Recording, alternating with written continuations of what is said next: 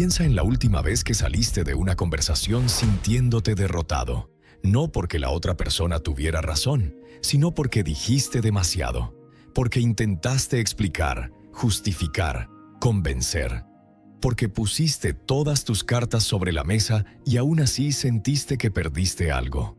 Ahora piensa en esa otra persona, la que nunca parece necesitar defenderse, la que escucha con calma mientras todos hablan, la que cuando finalmente dice algo, lo dice con una precisión que cierra la conversación antes de que empiece.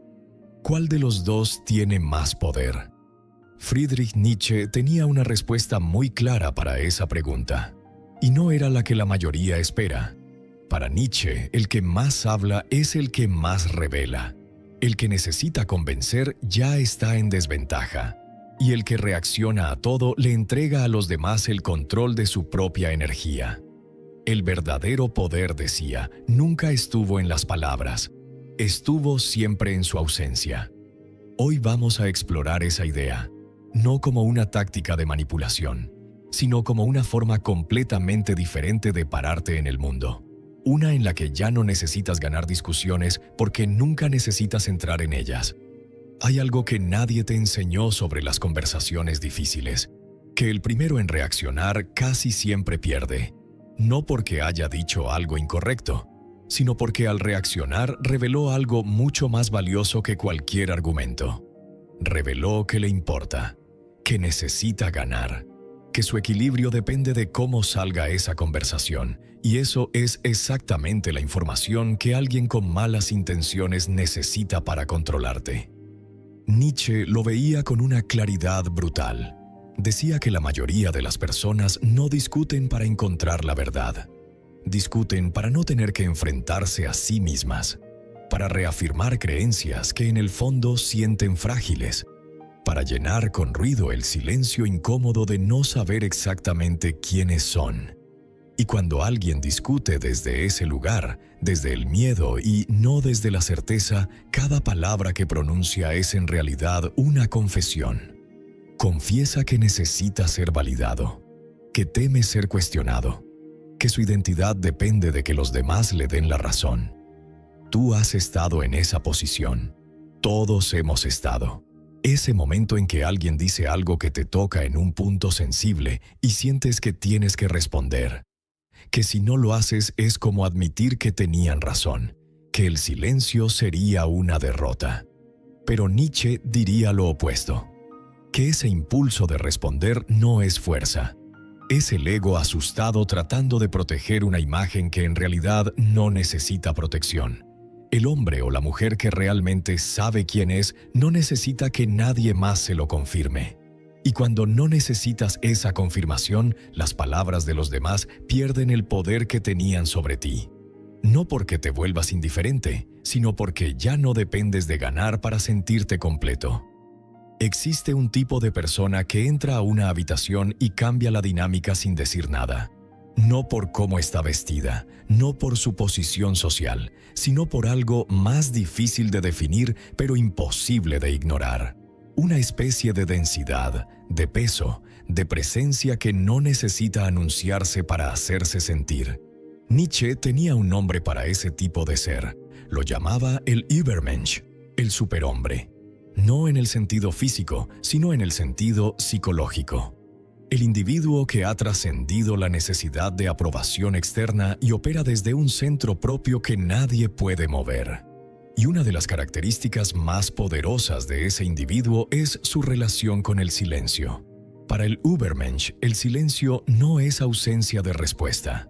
Es la respuesta más completa posible. Cuando todos a su alrededor hablan para llenar el vacío, él observa. Cuando otros se apresuran a justificarse, él espera. Cuando la presión del grupo empuja a reaccionar, él permanece quieto. No porque no tenga nada que decir, sino porque sabe que cada palabra pronunciada es información entregada gratuitamente. Y la información es poder. Piénsalo así.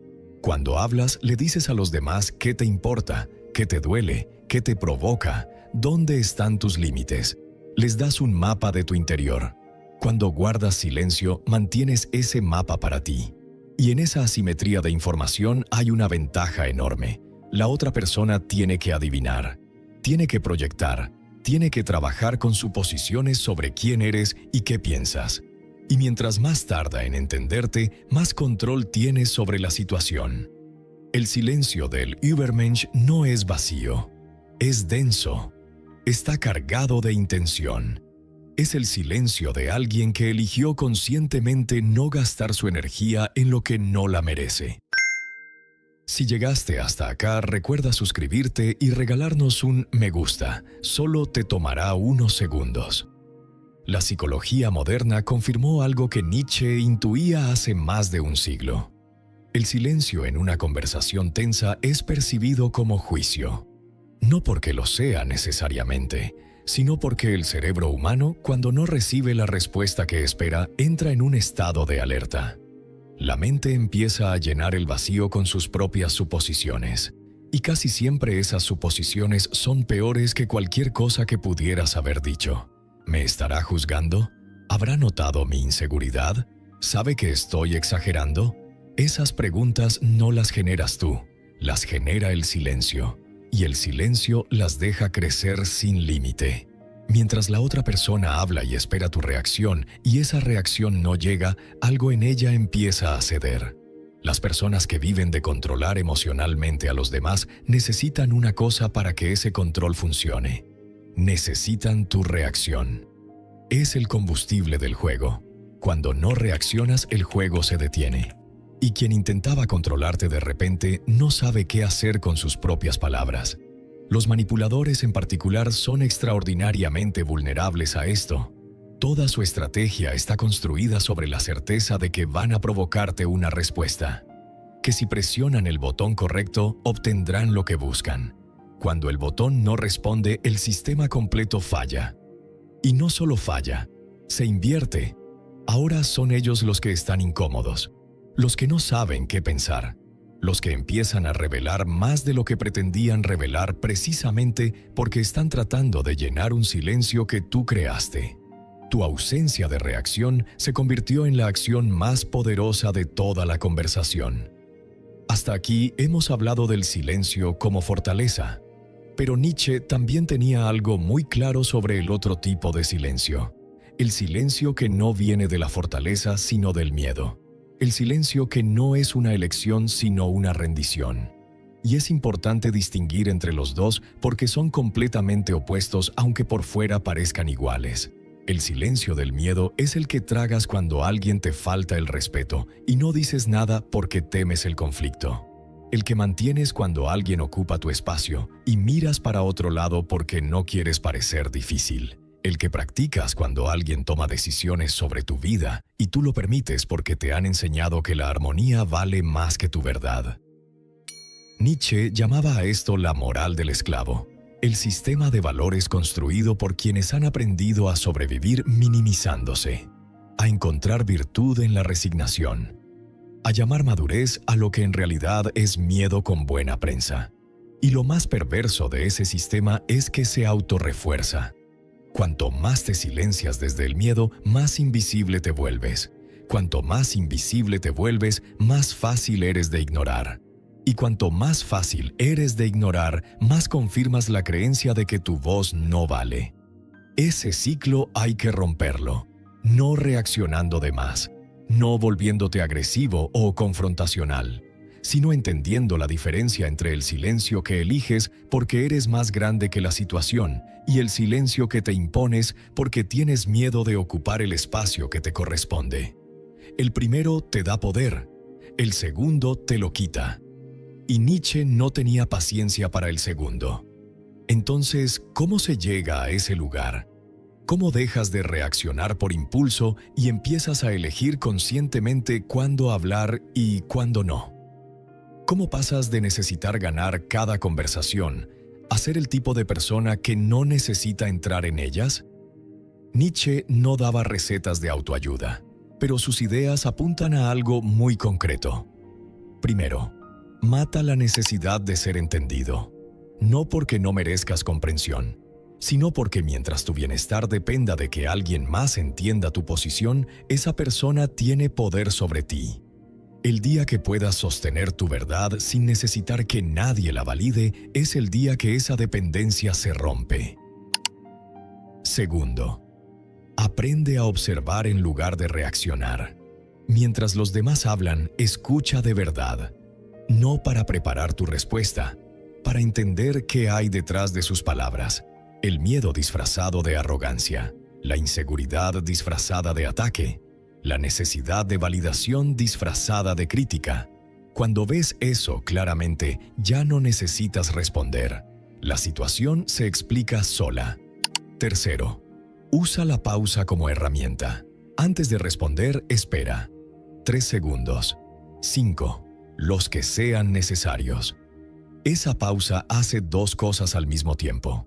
Le recuerda a tu cerebro que no está en peligro real y le comunica a la otra persona que no la controla. Ambas cosas son enormemente poderosas. Y cuarto, habla menos, pero cuando hables, que valga. Nietzsche decía que las palabras deberían ser escasas y precisas, no porque las palabras sean malas, sino porque la abundancia de palabras diluye su peso. Cuando hablas poco y lo que dices tiene densidad, las personas empiezan a escucharte diferente. Tu silencio les enseña a valorar lo que dices. El mundo está lleno de ruido. Personas que hablan para llenar el vacío, que discuten para no pensar, que gritan porque creen que el volumen compensa la falta de profundidad. En ese mundo, el que domina el silencio es extraordinariamente raro. Y lo raro siempre llama la atención. Siempre genera respeto, siempre tiene más poder del que aparenta. Nietzsche no escribía para los que quieren sobrevivir en el juego de los demás. Escribía para los que quieren trascender ese juego por completo. Para los que están dispuestos a dejar de necesitar ganar porque han entendido algo que la mayoría nunca comprende. Que la victoria más importante no es sobre los demás, es sobre el propio impulso de reaccionar.